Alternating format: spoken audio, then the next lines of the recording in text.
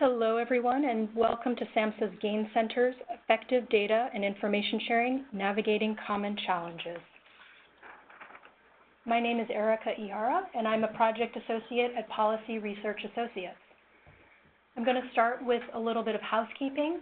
First of all, the views, opinions, and content expressed in this presentation and discussion do not necessarily reflect the views, opinions, or policies of the Center for Mental Health Services, the Center for Substance Abuse Treatment, the Substance Abuse and Mental Health Services Administration, or the U.S. Department of Health and Human Services. I'd like to remind everyone in the audience to please type your questions throughout the presentation into the Q&A pod to the right of your screen.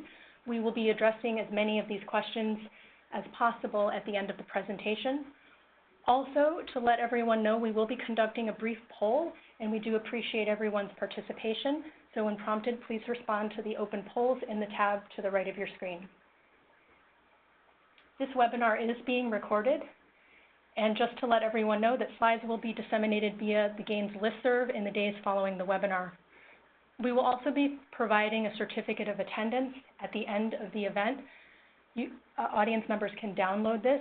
Please note that this is not for CEU credits. It's for personal portfolio use only.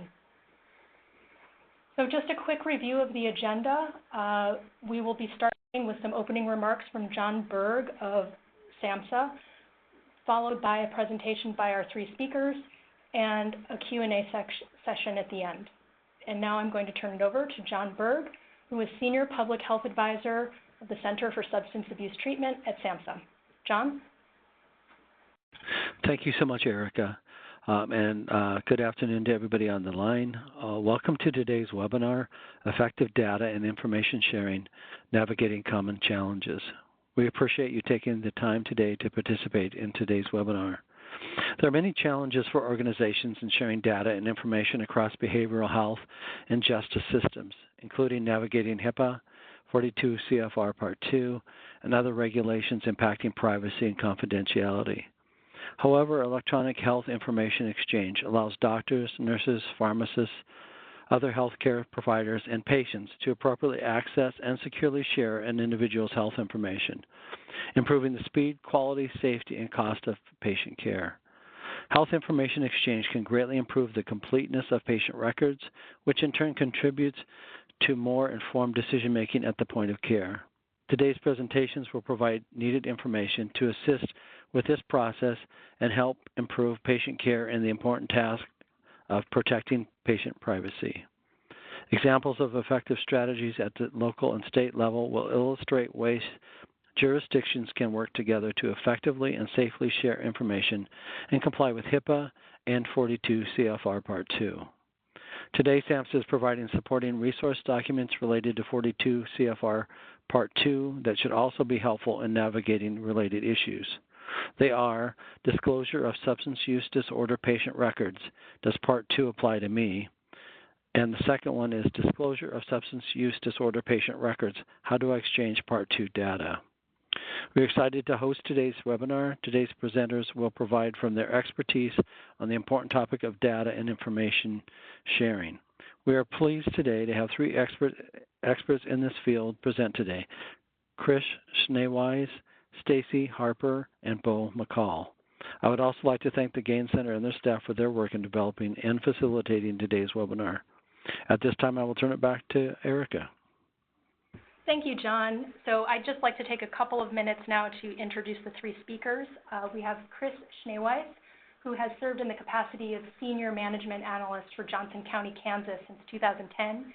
He was appointed the county's HIPAA and Healthcare Privacy Officer in 2013. He is a certified healthcare compliance officer through Seton Hall Law School, and he has 22 years of public service between Douglas County and Johnson County, Kansas. Bo McCall is a performance analyst with Data KC in the City Manager's Office for the City of Kansas City, Missouri. He leads various projects for Data KC, including project management for the citywide implementation of My Resource Connection, random control trials for the Finance Department and municipal courts, and multiple process improvements across different departments. Stacy Harper is a healthcare partner at Spencer Fain LLP in Overland Park, Kansas, where she serves as co-chair of the firm's data privacy and cybersecurity practice group. She counsels organizations on regulatory compliance, reimbursement, and data security issues, assesses risks, and develops plans for healthcare providers, health plans, employer sponsors of self-insured health plans, and other businesses to coordinate data privacy, data security, and data breach responses. She writes and lectures on topics ranging from healthcare data privacy and security to medical billing and coding, and she also serves on the Action Against Prohibited Conduct Legal Advisory Board. And now I'd just like to take a quick moment to review the results of our poll. Most of you from the audience are calling in today from urban settings, and we have a mix of people calling in from government, academia, and those are the majority groups today. Thank you.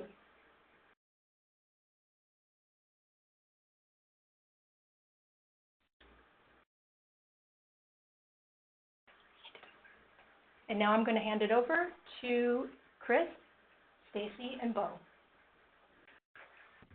All right, thank you, Erica. As we get going here today, Stacy and I would like to talk with you guys and kind of go through the following objectives, kind of the thing we usually run into when we talk either to different jurisdictions or what we ran into when we started working within our own jurisdiction was people actually understanding what HIPAA does and does not allow for. So today, we're going to want to make sure that we, kind of go over some of the basics of what HIPAA does, also identifying what covered entities are within jurisdictions, talk about the need for training and additional training, and then also making sure that as you move forward with data sharing that you put in place some level of confidentiality or information policy so that way you have records of the training you've done with your staff and the things they know they should and should not be doing.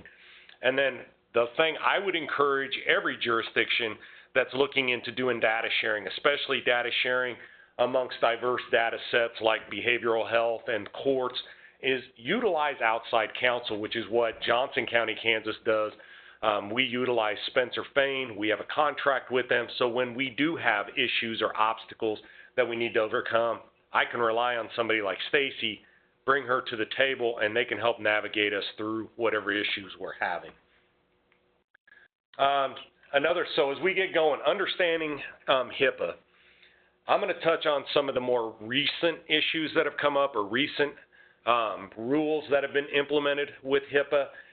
HITECH Act, which went into place in 2009, what that did is that actually added a provision to HIPAA where it tried to adopt meaningful uses for healthcare information technology, okay? Then in March of 2013, the omnibus rule was implemented, and what this did is this put into place a number of provisions within the HITECH Act and strengthened privacy and security protections for those health information that was established under HIPAA.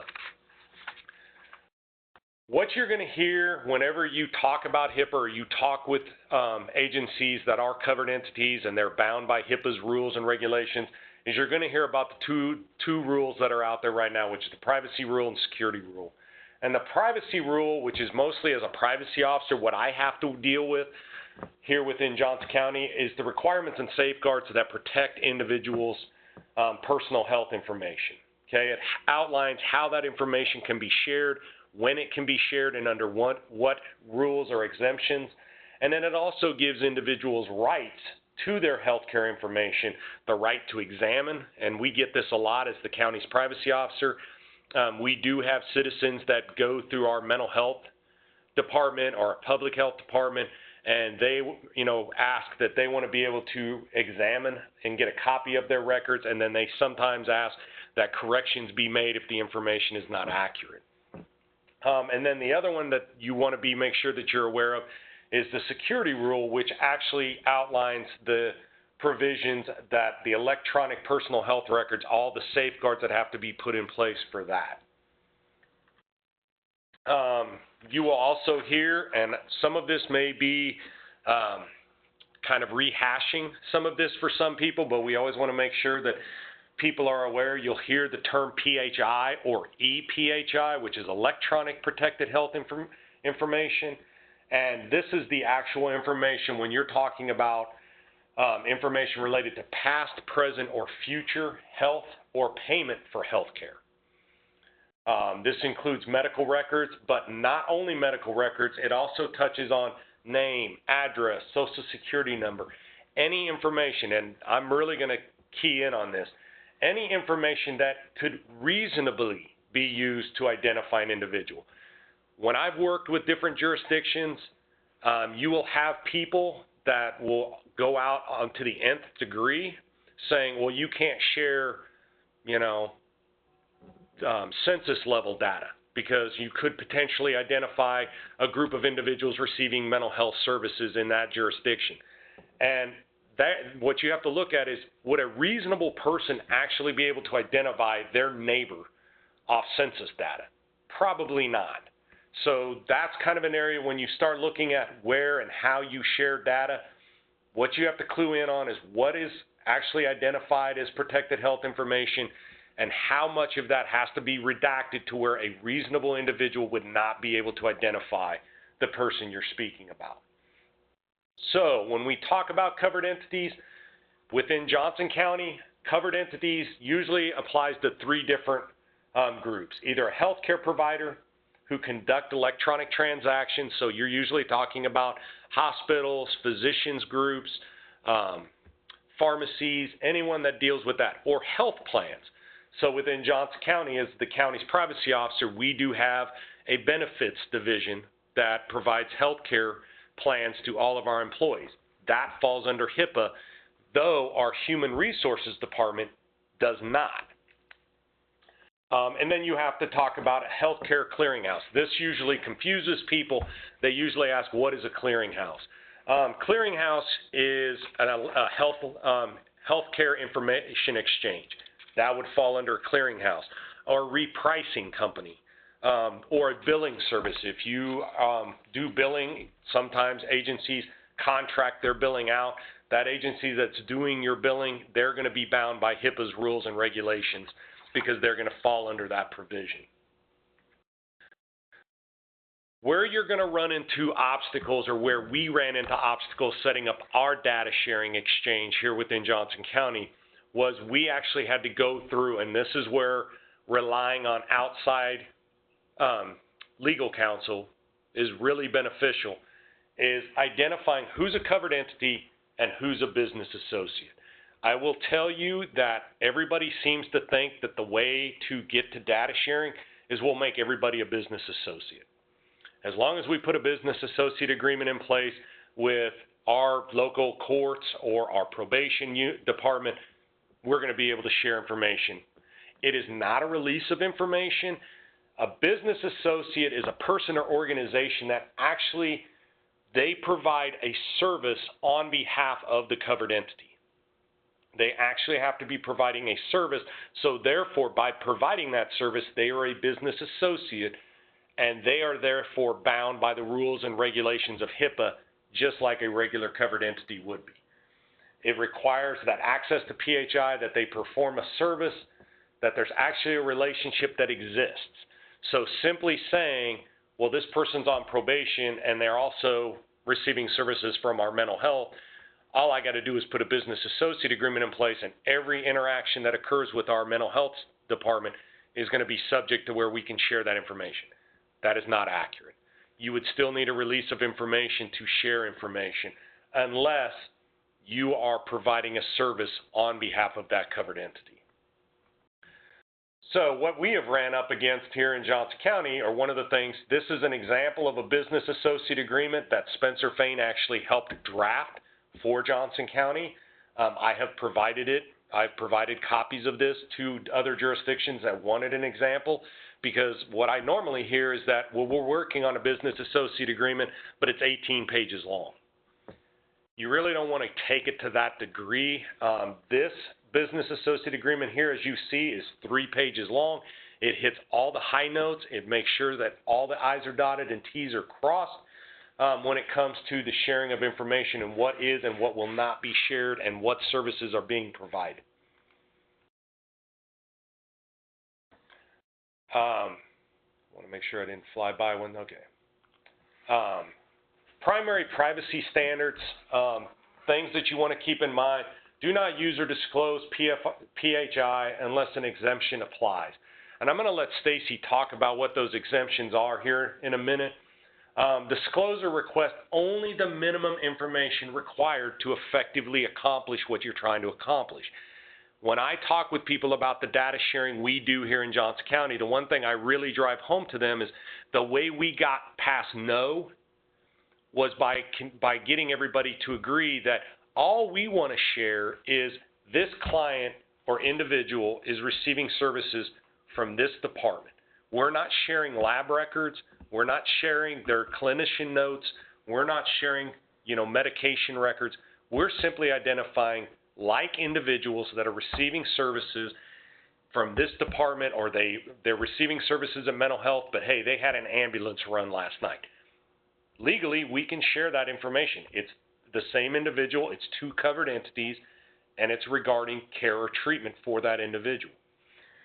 Make sure you establish the safeguards to prevent or minimize incidental disclosures. The one thing I always drive home to people too is it's called risk management. It's not called risk avoidance. When you're talking about sharing client data, you're working to prevent incidental disclosures. Are they going to happen? Yes, but you have to work to make sure you put safeguards in place or that you have the ability to mitigate those disclosures if they happen. Obtain assurance from business associates or subcontractors of their compliance, or and have them assist in making sure that they have the safeguards put in place. Because once you get those agreements in place, everybody has the safeguards in place, that's normally where you start seeing people feel a little more comfortable making sure that, they can share information. We talked about minimum necessary. That is access or use or disclose patient information only to the extent that's necessary, okay? If what I'm trying to do is I'm trying to accomplish is John Doe a patient or a client of mental health, then you know what? That's what I need to know. I don't need to know when their last appointment was. I don't need to know what their primary diagnosis is, or I don't need to know what medications they're currently taking if all I'm trying to do is accomplish identifying if they're an actual client or consumer. When requesting information from regarding treatment of a patient, again, request the information only needed or necessary for what you're trying to accomplish. And that includes when you're filling out a release of information. Do not fill out a release of information asking for everything under the sun if all you really need to know is, are they making progress in treatment? Because then what you need is a progress report. Then when it comes to disclosing information, the information should be limited and this is in regards to the information you provide. If somebody gives you a release of information saying, I just need their medication records, then don't provide them dates of their last appointment. Do not provide to them the clinician notes in regards to what their primary diagnosis is or what their case plan is. If what they're asking for is strictly when their last appointment was, that's what you would provide. That is the minimum necessary based on the request you were given.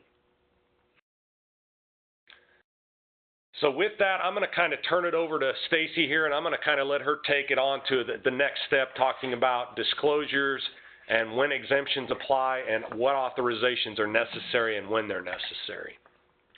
All right, thanks, Chris. And I think just to kind of elaborate on some of what Chris has been saying, as we're moving into the actual sharing of data, HIPAA in its current form is essentially a strict liability statute. In that it starts out with this position that we cannot share information without an authorization except, and then it has a number of exceptions. So what we're going to be talking through is what are those requirements or those exceptions that allow that data sharing. And I think it's also important to point out that HIPAA is the floor. So it is the basic national standard, but at any time, if a state law is more restrictive than HIPAA, then that state law wins. And so as we talk through things today, I think it's always important to sit down and think, before you're setting up any kind of data sharing, you want to think about who am I, right? What laws am I subject to? Who am I sharing it with? Is it another covered entity? Is it a business associate, or is it an outside organization, law enforcement, something of that nature? What type of information am I sharing? And what part of the law or what exception is allowing me to do what I'm getting ready to do? And if you can't answer those questions, then you really need to hit pause and go back and figure out what the rule is going to be. And so that's where, as Chris mentioned, so often we can get past the no by stepping back and by looking at the rules and by looking at those questions to be able to set it up. Because HIPAA only applies to the covered entity components, and it doesn't apply, once you've disclosed under an authorization or something, it ends and you can move on, and there's other laws that may be applying. So the main thing, the default rule is always go back and get an authorization. And, the authorization has certain elements under HIPAA that have to be included. And, you've got to describe the information. You've got to say who's giving the information, who's receiving the information, expiration date. There's certain statements about the ability to revoke and that you can't require the authorization or withhold treatment, things of that nature. So again, that's the HIPAA authorization. Depending on what kind of data, the majority of state laws that come in and impose additional requirements. HIPAA applies to all the protected health information. State laws tend to layer on top and tend to be information focused. So most frequently it's going to arise when you're wanting to release the mental health records, the HIV testing records. The Part 2 rule is going to come in if you happen to be a substance use treatment facility and you're wanting to give substance use records. And so many times those additional kind of specific scope requirements will have additional authorization requirements. So you've got the basic standard HIPAA authorization, but for instance, if you're going to be releasing Part 2 records, there's additional requirements to make sure that you're complying with Part 2 as well. So you've got to sit down and look at, again, what type of information am I wanting to release, and what are the elements or the laws that govern that information in my jurisdiction, so that you can make sure that you've got a valid authorization in every situation. So outside of an authorization, HIPAA provides a number of ways that we can share information, especially among covered entities. So the broadest one, and the one that is used on a regular basis within healthcare, is an exception called treatment, payment, and healthcare operations. So it's got three components. Treatment's the first component, and it is the broadest. So if you have two covered entities that are providing services to an individual, and the covered entity providing services is needing information to provide that treatment, HIPAA has a very broad exception to allow that provider to get the information they need to appropriately treat that patient. So again, from a HIPAA perspective, it's a permissive disclosure. It's a may. It is not a shall or a must. So it's not required to give the information, but it's permitted to give the information. And then again, you've just got to watch for those state law variances as to subsets of the data.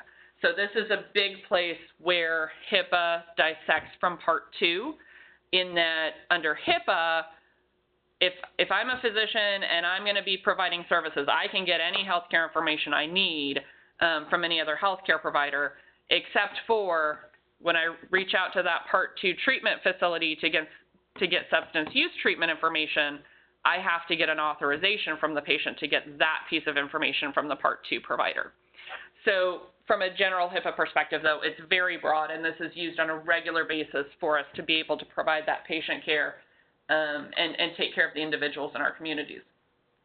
Payment activity is the kind of the counterpart to that, right? We're providing the services, now we want to get paid for the services. And this is the exception that allows disclosing to the payers to send bills to your clients and things of that nature. This is slightly smaller in that minimum necessary does apply to this provision. So again, you've got to think, like Chris was saying, about what do I need to accomplish the purpose of this disclosure, and let's limit it to that information. And again, there is an authorization required if we're talking about that Part 2 data. you may have some state laws that require authorization, but HIPAA generally allows sharing of information for payment operations. And then healthcare operations is kind of the catch-all, and it's all of the things that we do internally to operate the business of healthcare. So it's your risk management, it's your peer review, it's your care coordination, business planning, legal services, accounting services, all of those things that have to be happening to be able to provide that treatment and payment.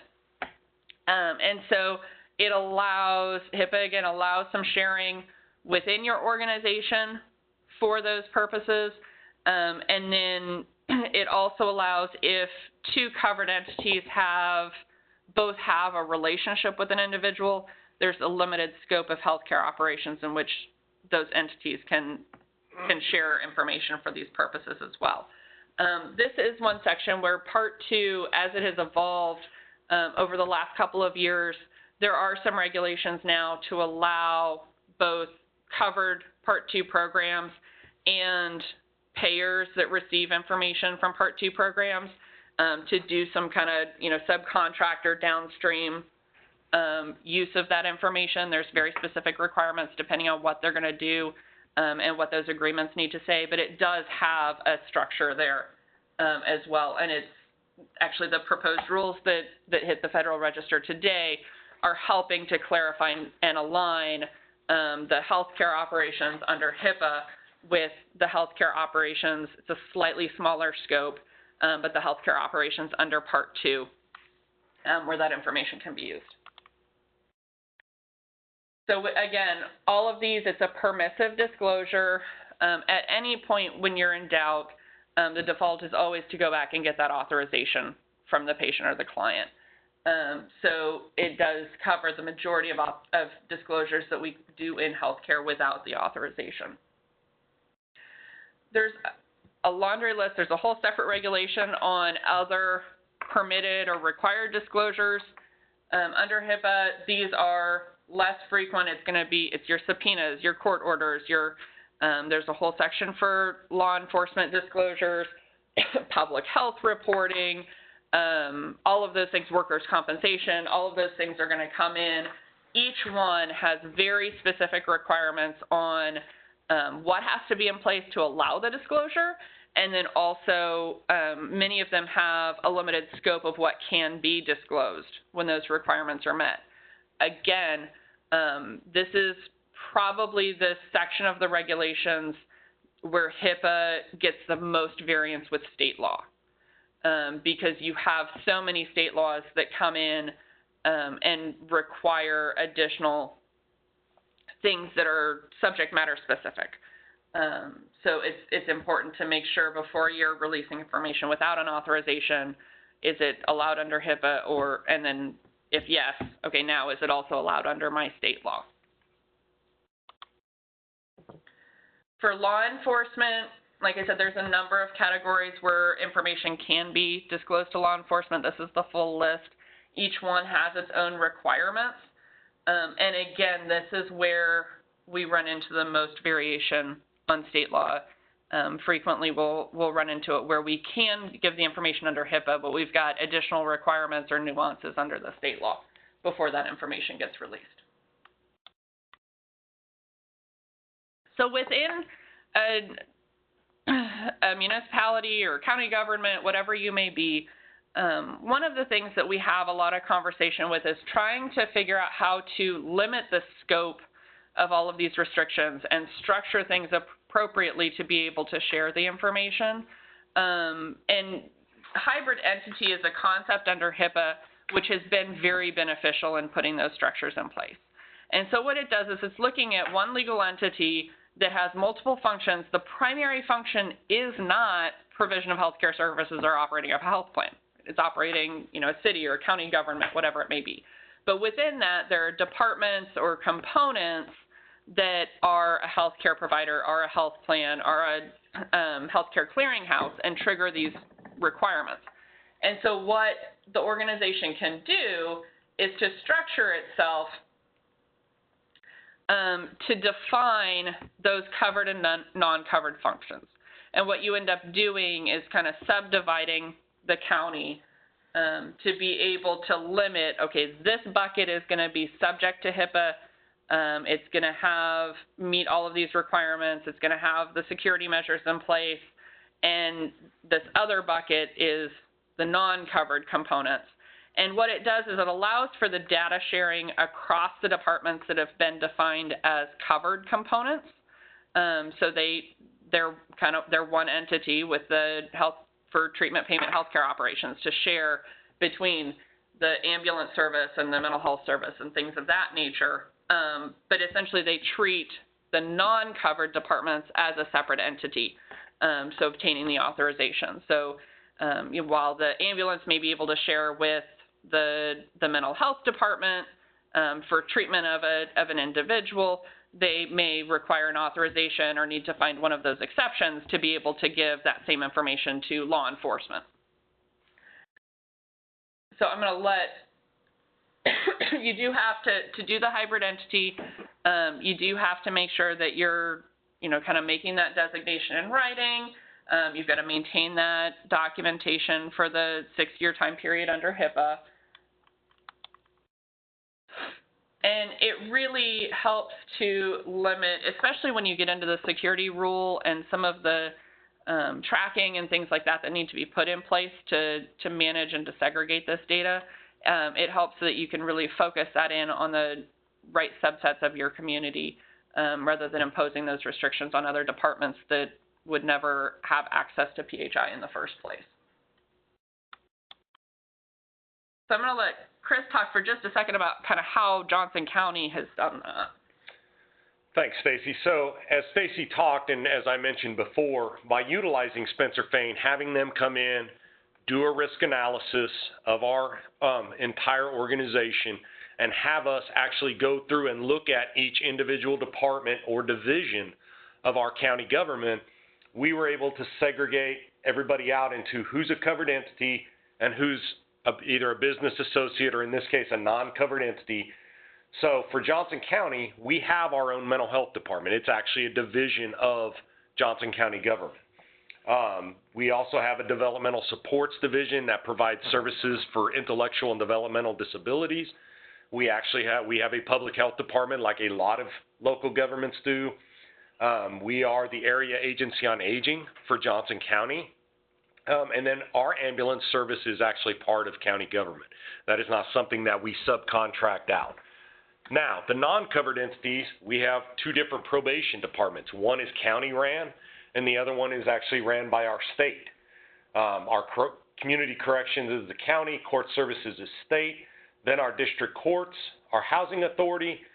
We have 17 local law enforcement agencies within Johnson County and multiple different fire departments. Those are all covered entities.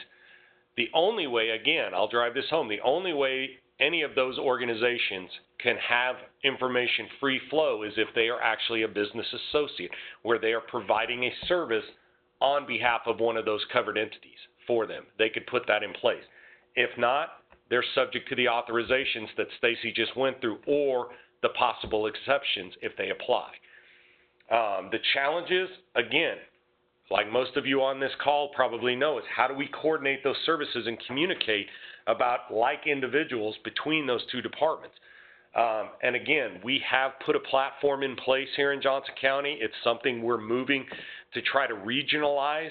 We are a very unique setup because the city of Kansas, or the metro area of Kansas City, is divided by a state line. So on one side you have the state of Kansas, on the other side you have Missouri, and like Stacy just talked about, now you have to worry about what's the state laws for both of those different states.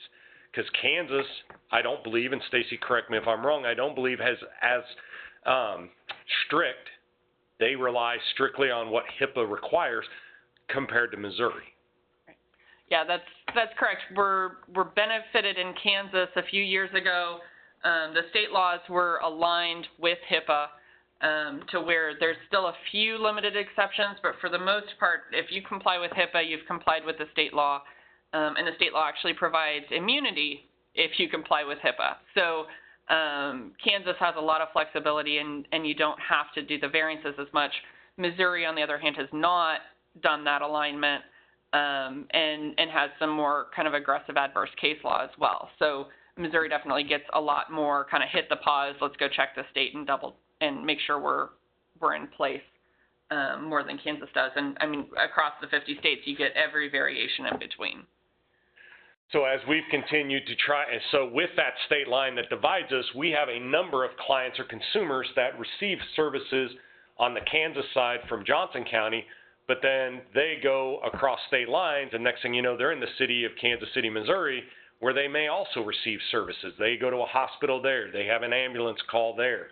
And that's where, as we start looking at this data sharing platform we've created, is how can we regionalize it to where we can actually communicate between covered entities where it's legally appropriate to do so about these like individuals. And that's what Bo's going to talk about here in just a few minutes. But before we do that, we know that the big question that's out there that everybody wants to know about is, okay, we understand maybe ways we can navigate HIPAA. How do we navigate 42 CFR Part 2 for those individuals that are receiving substance abuse treatment? Yeah, and I think this is important. We've talked about a couple of the distinctions between HIPAA and Part 2. You know, Part 2 is, again, applying to a subset of data. It is just, you know, substance use treatment information. It is also triggered, rather than the broader definition of a covered entity, Part 2 gets triggered when you have a substance use treatment program involved. So that's a very specific definition. It's important to go back and look at whether or not you are within that definition, but essentially it's going to be an organization, department within an organization that holds itself out as providing substance use treatment services and that receives some federal funding related to those services. The other huge distinction between HIPAA and Part 2 is that with HIPAA, when we go find the exception or we obtain an authorization to allow that sharing of information, if that information is going to a non-covered entity. So we have an authorization to be able to release information to a parole office. And so we send those records over to the parole office. The obligations under HIPAA end because the parole office is not a covered entity and is not directly subject to HIPAA. Part 2, on the other hand, keeps the obligations with the information. And so it creates this kind of chain of information. So you've got the original program that's what triggers the obligations. But when that information goes over to the authorized recipient, which is a lawful holder under Part 2, they are still subject to those requirements and there's restriction on how that information is used and disclosed. And so it makes it so that you end up with a broader group of organizations that need to be thinking about Part 2. We're fortunate in that the federal government has been working really hard the last several years to try and update Part 2 and to try and get it to better align on how healthcare works today. Part 2 is a much older set of regulations, and so there's been a lot of revisions over the last couple of years, a couple of revisions over the last couple of years to bring it current, to start looking at how does healthcare operate today, how do we use this information, and then also to try and attack some of this opioid crisis and appropriately share data where we can, but still manage the protection of those individuals' interests. So there's actually a set of new proposed rules that just hit the Federal Register today. So we're going to have more changes on Part 2 coming, and many of those are looking at trying to clarify, the authorization requirements and how can we keep the individuals in control of sharing their information, but at the same time facilitate some of the information sharing that we need to have within healthcare. So it all starts with that Part 2 program. You've got to look at whether or not you are a Part 2 program or if you're receiving information from a Part 2 program. Part of the discussion in these proposed rules and, a lot of the conversation I've had with clients over the years is all about segregation and making sure identify that information, keep it in its bubble so that you know where it is, so that you can make sure that you're applying those additional protections as it moves through your organization, and make sure that it's appropriate marked and appropriately disclose to other organizations. So many, under these proposed rules that came out today, most of the structure is still going to be the same. There's still this expectation that we keep these records confidential so that people are encouraged to get the substance use treatment that they need, that we're not, try and take some of the sting off the stigma that can come with seeking out those types of services so that people are coming into the treatment programs. There's a pretty significant prohibition on use of that information for law enforcement purposes. All of those things are not changing.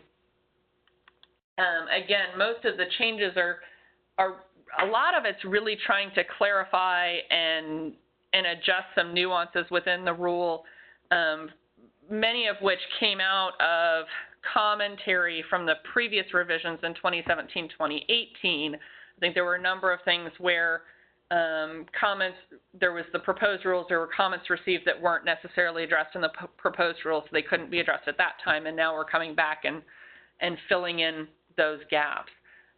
So, like I said, those hit the Federal Register today, so it is in the, we are in that comment period, and I really would encourage organizations that deal with substance use treatment programs, that have to deal with Part 2 records, take a look at those proposed rules and how SAMHSA is proposing to make changes for your organization and give some feedback.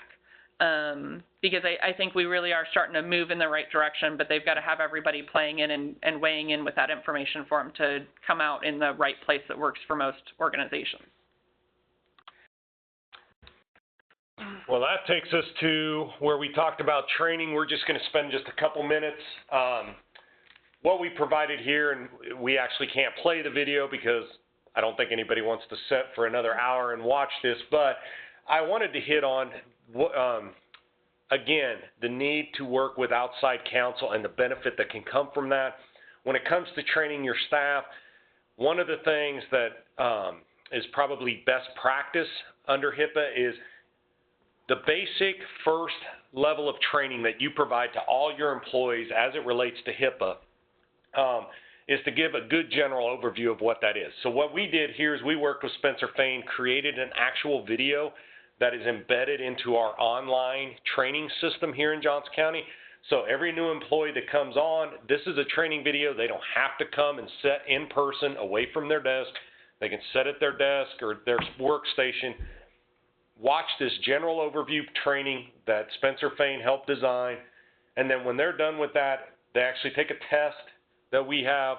It's a simple 18-question test that is then able to be tracked because, again, for HIPAA, you have to have records of your training. You have to have, maintain those for up to 6 years. So this actually identifies who's gone through training, who has not.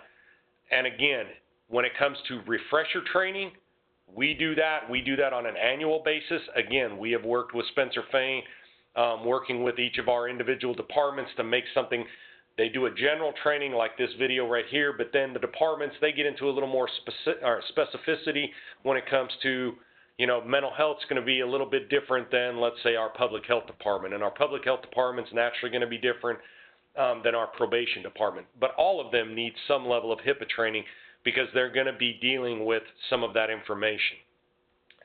So that's one thing I would strongly encourage is that you do, is to make sure that you're doing training, you're doing it as frequently as possible, and that you utilize an expert to help set up your training module.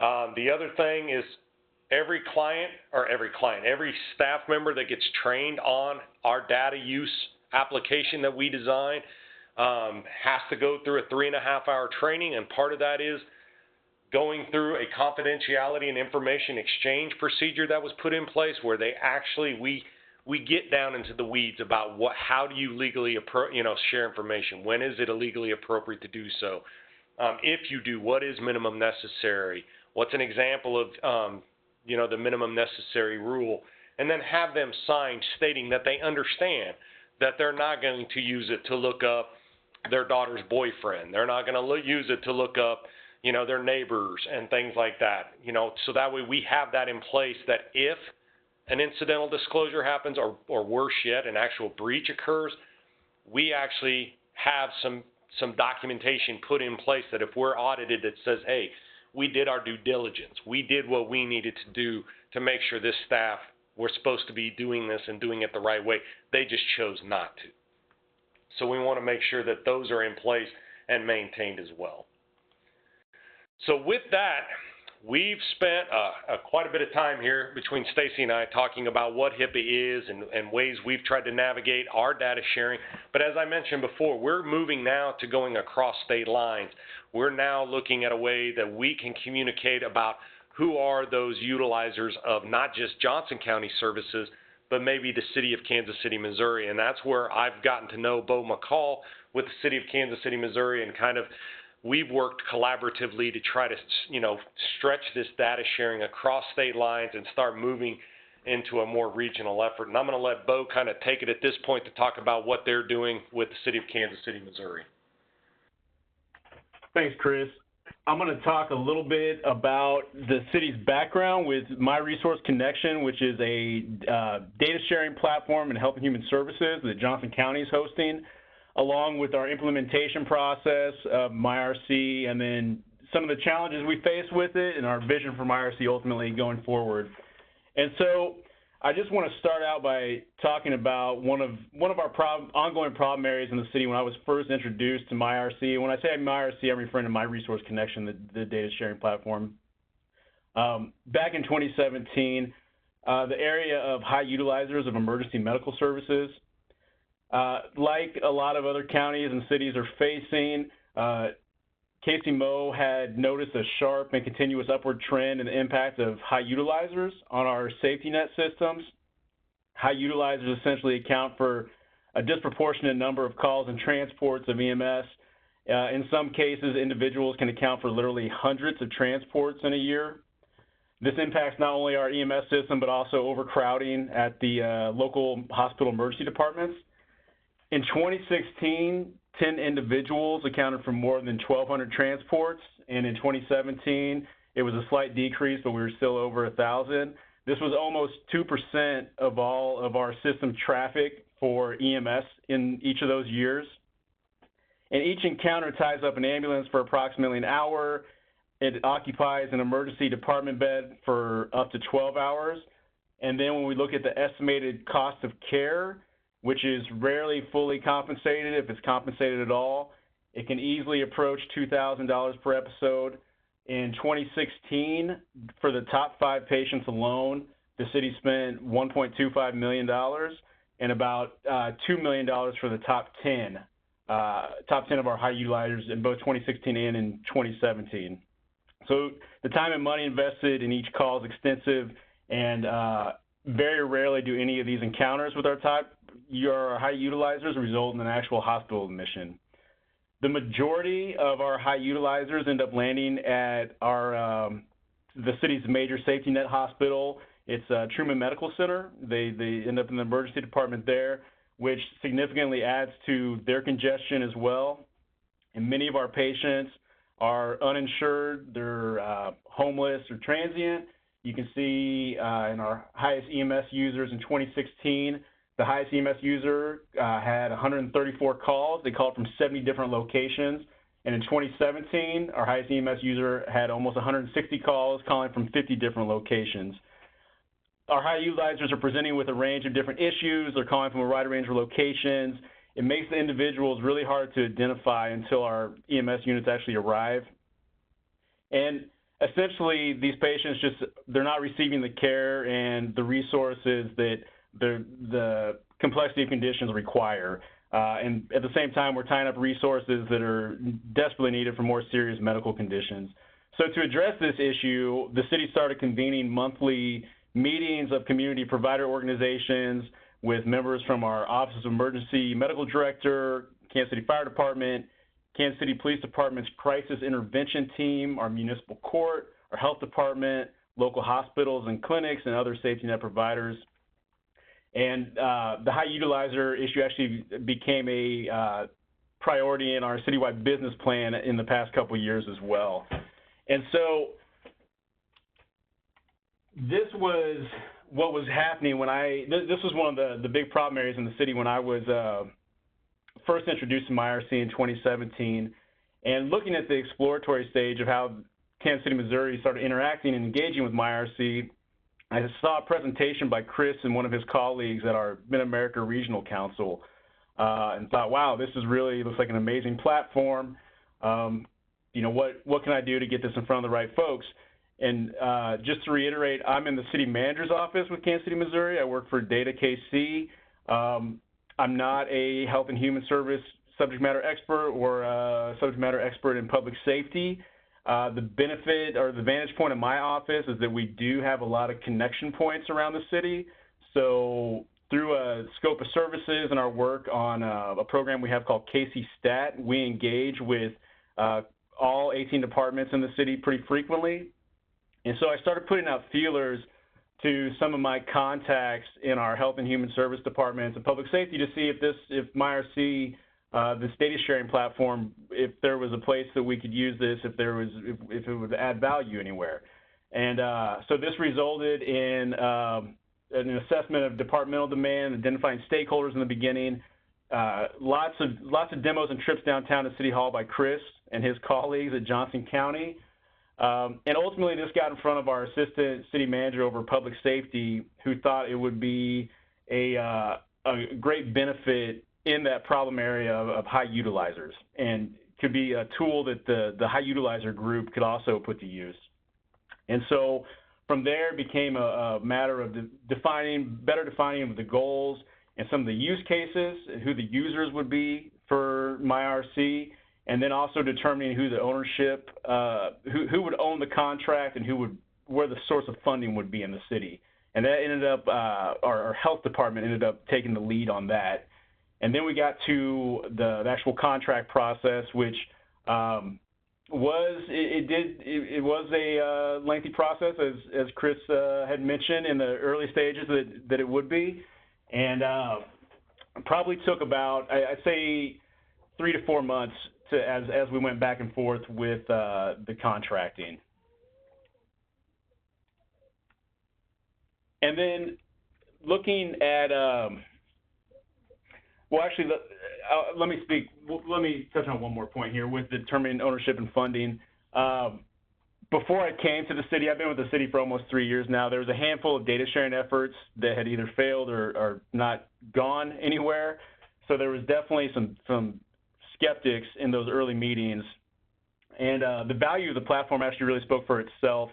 Johnson County had been using it successfully for years, and there were a few other big cities and counties in the region that were also in the midst of procuring MyRC.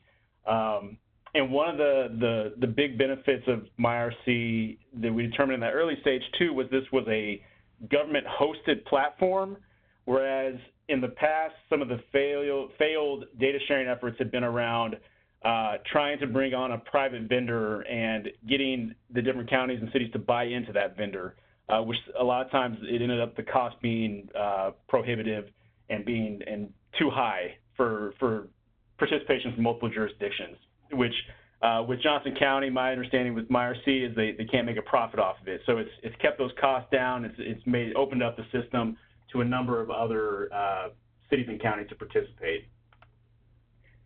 And then looking at our implementation process, so initially I sat down with our deputy director in the health department, and we determined who our users were going to be, and we broke this up into phases. Each phase prioritizing the data sets that would go in. And so we wanted to start out with some early wins. We knew we couldn't get, after identifying I think it ended up being between 15 and 20 users, potential data sets to go in the system. We knew we couldn't get all those in at the same time. So we were going to determine who those easy and early wins would be. And so with that, there were more demos, more trips by Chris and his colleagues down to City Hall. A number of the stakeholders had seen prior demos when we were in that exploratory stage, but then there were still a lot of folks in the room, a lot of decision makers that we needed their buy-in, that we still needed to demo this to. And then eventually getting some of the data nerds like myself in the room to help set up those data extracts. So to pull from the different record management systems into MyRC. Right now, we are still in phase one, in the middle of phase one. We're currently setting up data extracts. So we have our municipal court providing probation data, and our EMS will also be providing data as well. And then we're also working with another one of the clinics, local clinics around town that has a lot of social workers that we engage with, the city engages with frequently to try to get them into the system.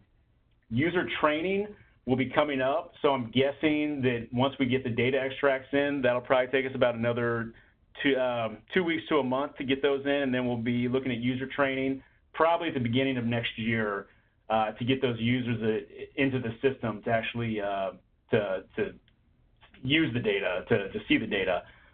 From the time we contracted with Johnson County to the time we will be implementing user training, we're looking at close to a year, I'm guessing. And that seems like that's pretty standard so far with some of the other cities and counties that Johnson County has interacted with MyRC. And then just looking at some of the challenges that we've met along the way in the past year and a half since we brought MyRC to the city: legal, technical, logistical, operational. Legal, of course, the initial data sharing agreement was a challenge, along with the procurement process. Again, I'm not an attorney. I'm not a procurement expert, so this was an area that I had to help navigate within the city. Also, as we, looking forward, expand out to working with some other clinics around Kansas City, those business associate agreements for our external partners. Of course, HIPAA compliance, we've leaned on Chris and his partnership with Spencer Fain as well to help advise in this area. And then ultimately, we're looking to do data sharing between other jurisdictions. So data sharing between Johnson County, between some of the other cities and counties around the metro that are now using MyRC. So we'll have some data sharing agreements along with that.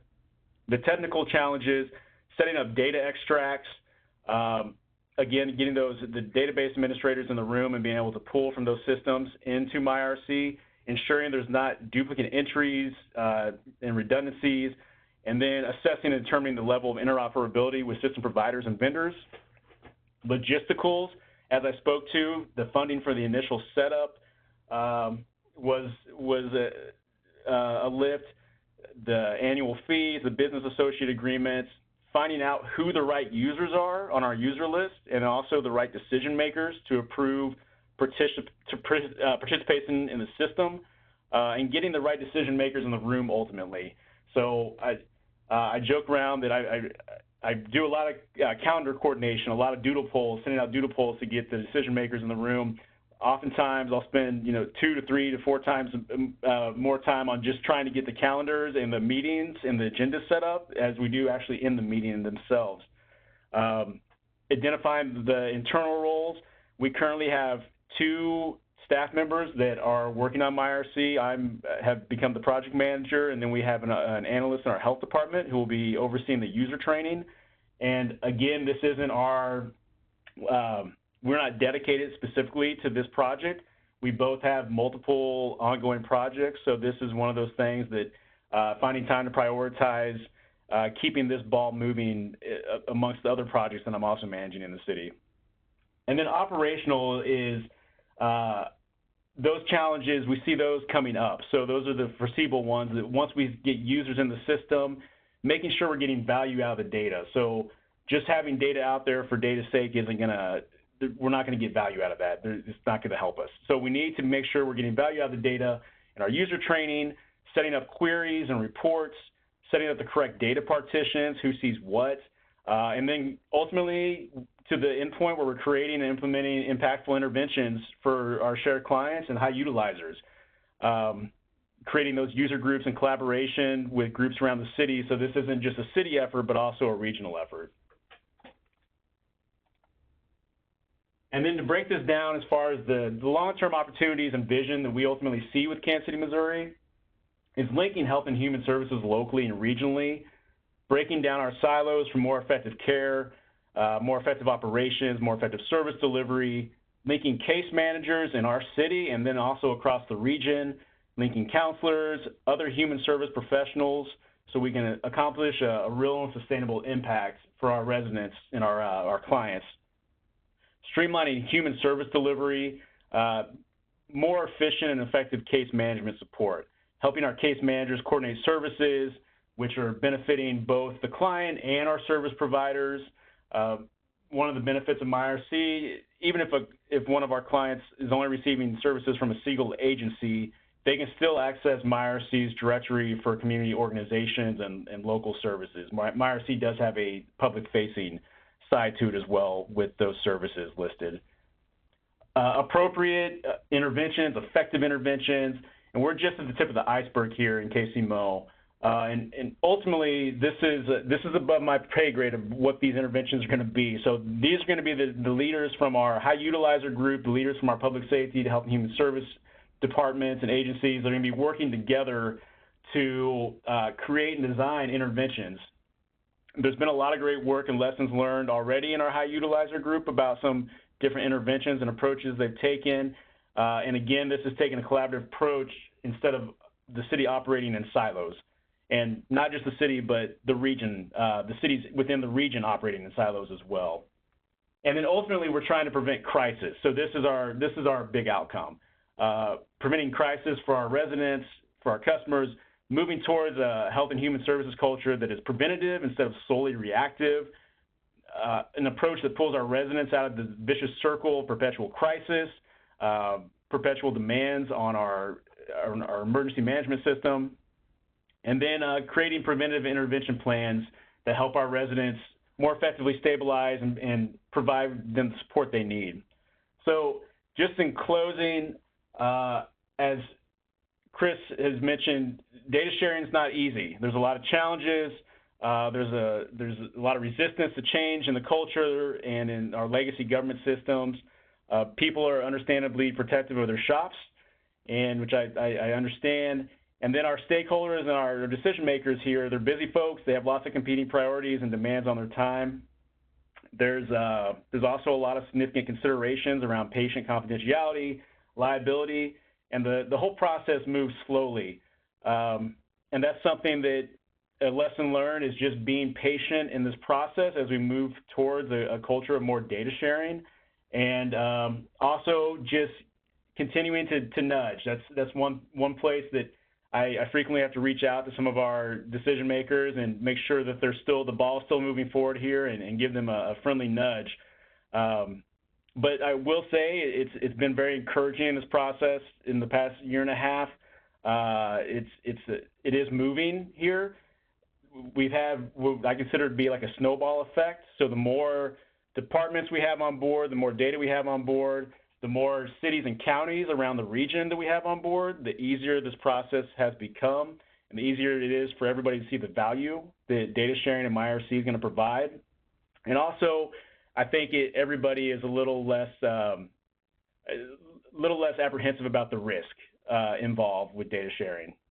And so ultimately, the MyRC, the vision here is we're making a difference in the lives of our residents, and we're also changing the system on how we approach health and human service delivery in a way that is sustainable and impactful going forward. So with that, Chris, you want to take over? I think at this point, we are at a point where we are going to turn it back over to John or Erica. Thank you. This is Erica. So we are now moving into the Q&A portion of this event. And so for those of you who haven't typed in your questions, and if you have a question you'd like to ask of the presenters, please go ahead and type those into your Q&A pod on the right of your screen. We'll start with the first question that's around implementation of consent forms that are in compliance with HIPAA. So a couple of questions around this from our audience. Are standardized consent forms recommended? Can one form apply to multiple covered and non-covered entities? Should legal counsel review all forms? And should these be held in electronic medical record systems? And I'll just throw that series of questions out to the group, whoever wants to answer it. Okay, so this is Stacy. I can start with the the question and then let Chris and Bo chime in. So generally, from a HIPAA perspective, an authorization has to say who's allowed to release and who's allowed to receive. And so many times you end up doing kind of one authorization for each pair for a number of reasons. One, it makes it clear who gets what, but also it makes it so that if an individual wants to revoke an authorization, they can revoke just one and it doesn't affect other entities. Now, that said, you will have situations where, the individual is releasing into, a program that's going to be a little bit broader and is going to have multiple organizations involved. But generally, it's a one-to-one. From a form perspective, it really depends on your organization, how it works, and how the providers in your community work. Frequently, we will put together a template that we know is going to meet HIPAA and any of the state requirements, and if we've got Part 2 records or something else at play, that if somebody asks for an authorization, we have something to give them. But in implementation, many times, every organization wants to use their own form, and so you end up getting all of these different forms coming in. And so what I've found can be beneficial, even more so than having the template form, is having some type of a checklist that has, these are the things that I need to see under HIPAA, under Part 2, under my state law, whatever it may be. This is what I need to see on this document for me to be able to release the information. And then that way, as your staff is receiving the authorizations from lots of different sources, it gives them a really quick way to run down that checklist and go, yep, this one meets all the requirements, or hey, I didn't check this box, and now I can go back and say I'm missing this one piece of information. And it focuses the conversation much more quickly. So I'm a big supporter of checklists. I will say, from the work we've done here in Johnson County, we tried to get to a one universal consent form for all of our departments. Even though, like Stacy said, it met state and HIPAA and even 42 CFR, all the boxes were checked. Because you have individuals, though, at the department levels that say, yeah, but we really like to see our releases say this, or we really want our releases to identify X, Y, or Z. The problem we ran into is that release form then ended up being 3 pages long, which is way more than you would need. It needs to be a 1-page, possibly front and back at the most. So is it possible to do? Yes.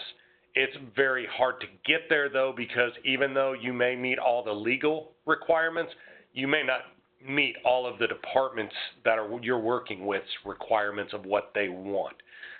Is it possible to store those in an electronic medical record? Absolutely. Once that form is signed, it can be scanned in, kept inside your electronic medical record, so that way when an individual has an interaction with another organization or department, they can see that, hey, there's already a release signed allowing for this, and it makes things a lot more seamless, and it makes the process a lot more fluid. I'm not sure if that answered the question or not. I think that covers it. So we'll move on to the next question. This one is specifically for Stacy. One of the audience members is asking a hypothetical. So if a client is a client of a physician's office and also of a counselor's office, 2 separate offices, does a release of information need to be signed, or would that be included in the broad exception that you talked about in your presentation? So part of it's going to depend on the reason why the 2 organizations are wanting to share information. In that situation, both are going to be covered entities under HIPAA. So that under HIPAA, they would be allowed to share the information for treatment, payment, healthcare operations, treatment broadly, payment, healthcare operations subject to that minimum necessary requirement without an authorization. Now, I will say with those 2, I mentioned earlier, mental health, obviously the substance use treatment under Part 2, mental health is much more likely to have additional restrictions at the state level. And so frequently what I find is that it's easier for the primary care physician to give information to the mental health provider, and then the mental health provider may be more restricted in giving information back. And so it's not necessarily a one-to-one free flow both directions. Thank you. Does anyone else want to add anything to what Stacy just said? No, I think by all means I would always defer to Stacy. Okay, moving on to the next question. So this one, I think we're going to direct to Bo. So this is a question from an evaluator who is working at a medical school, and they would like to know, so they work on a project designed to improve law enforcement's emergency mental health response, and they're asking about, what are the features and capabilities of an effective data management system? So if you could give any pointers to them regarding their system. And so you said the features and? They're asking about features and capabilities of an effective data management system. They give examples of, for example, records management and dispatch, for example. Sure. So, looking at where we are with MyRC and the data sharing, we're pulling from the different data systems. And so we're leaning on our, basically whenever we're trying to get a new data set into the system, I'm going to our database administrators and talking to them about how we can pull into the system. The ability to write queries is that would be a big one, and reports as well. So when we're talking about the data sharing aspect, that's a really important part of this, is to be able to write effective reports. Other features that would be, having when it comes to data sharing, having a vendor that is also willing and open to discussions about data sharing. I know some vendors are a lot more protective of their systems and what's coming out of the system. And so to be able to have these discussions with them and show them where other jurisdictions are also providing data in this area, that's also helpful. Chris, do you want to weigh in on that? Yeah, first off, My Resource Connection is not a vendor purchased product, so it's something Johnson County actually developed. And kind of like what Bo was talking about, a key feature in a data management system or a data sharing system is the ability to link. You don't want to make people have to double enter. So if you're going to work in one data system, but you want to look at doing data sharing, so you're going to end up buying a second system, and now those two systems do not communicate, you're going to end up having staff double entry. I'm going to tell you right now, you will lose all credibility with your staff if you come up with a system like that, to where our system goes out and pulls extracts, either that are written in query or written through a report, pulls it in, glues the individuals together, and then pushes out a view-only version that can be used by staff. So much like what Bo said, a key feature is you've got to be able to get at your own data. So if you're entering information into a system, but the vendor says, well, yeah, I'll write you a report or we'll write you a query, but it's an extra, $100,000 a year for us to add that on, you need to look at a different vendor. That's just key, because it's silly to pay to get your own information out of a system. So what we try to do is, again, link directly to a system, pull that, and then in regards to what information is valuable, again, to limit risk and minimize any issues with potential breaches or an incidental disclosure, you really just need to be able to identify, is this individual receiving services from this organization? Yes. Boom. Okay, and they're a client of this other organization. Let's glue them together. Then you leave it to the case managers to do the human interaction and actually communicate about, okay, now what do I need to know to effectively, I know they had an ambulance run. What do I need to know about that ambulance run? Do I need to know, because the EMT or your paramedic is not going to be able to diagnose that individual anyway. They can only provide what symptoms they were providing. So do you really want to know from the ambulance provider what they say they think's wrong with them, or do you want to get that from the hospital? I mean, those are the kind of discussions and things you got to think about. So to me, one of the key things with data sharing to make it simple is just identify the individual and some basic demographic and be able to glue the individuals together. Thank you, Chris. The next question I'm going to direct to you first and then open it up to anyone else who wants to respond. So we had an audience member who was asking about the minimum amount of information shared concept, and they wanted to know, in a scenario where a client is picked up by an ambulance to go to the hospital, if you could speak about what discretion there may be, if any, about disclosing what medications are prescribed to a mental health client to those ambulance staff. Yeah, there's no, at that point, you're talking about two covered entities, and you're talking about, like Stacy said, regarding the care and treatment of that individual, there is no minimum necessary at that point. Being able to share with them the medications that individual's taking, you know, what their primary diagnosis is at this time, all of that's legally able to be shared. Yeah, I will say it's legally able to be shared under HIPAA. Again, the nuances of the state law depending on what type of information, but from a HIPAA perspective, you could give anything that might be relevant to the treatment of that individual, especially in emergency situations. Thank you. So the next I'll just add to sure. just one of the things I've noticed as we've been going along here. A lot of the emergency providers and health and human service providers in our region they have the same data management system.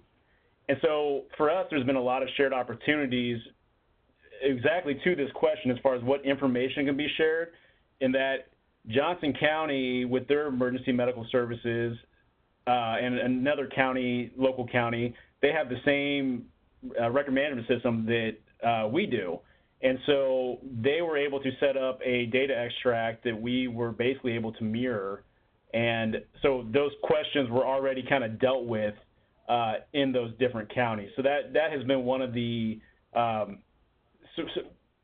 surprising aspects of this that I hadn't expected coming out of it, is how many of our cities and counties actually share the same vendor. Thanks, Bo, for that clarification. The next question is around probation. So I think I'm going to start with Stacy and then open it up to anyone else who would like to add.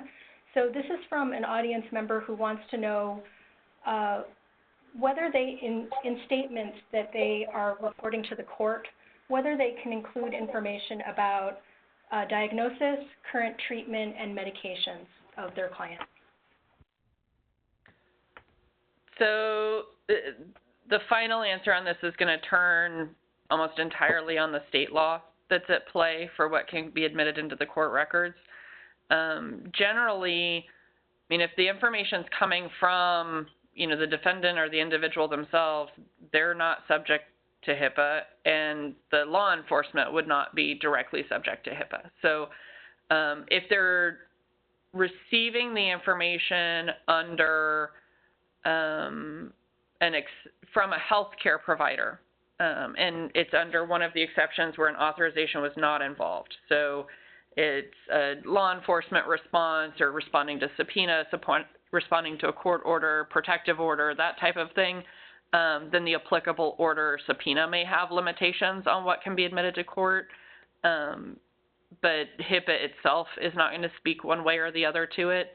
So most of it's going to turn on that state law requirement for what type of personal health information can be admitted in. Thanks. And Bo and Chris, anything you'd like to add in response to that question? No, I mean, I think that covers it. Yeah, agreed. All right. So the next question is, so this is for everyone, so anyone who would like to reply. One audience member would like to know whether there are release of information forms that are typically used by law enforcement to request access to protected health information, or best practices for law enforcement that you can point them to for law enforcement who are approaching an individual to sign a release form for protected health information? So I think that's going to come back kind of to the discussion that Chris and I had earlier on another question. I mean, for law enforcement, you can have the standard forms. There's going to be some variance depending on what type of information you're trying to obtain. You know, I think it always starts with the HIPAA authorization form. And I mean, if you go through the regulation, it has the specific elements that can go into that form. And then for different types of information, you would need to layer on the specific authorization requirements that may be, you know, imposed under state law if we're wanting to incorporate, you know, that HIV, the mental health records, whatever it may be.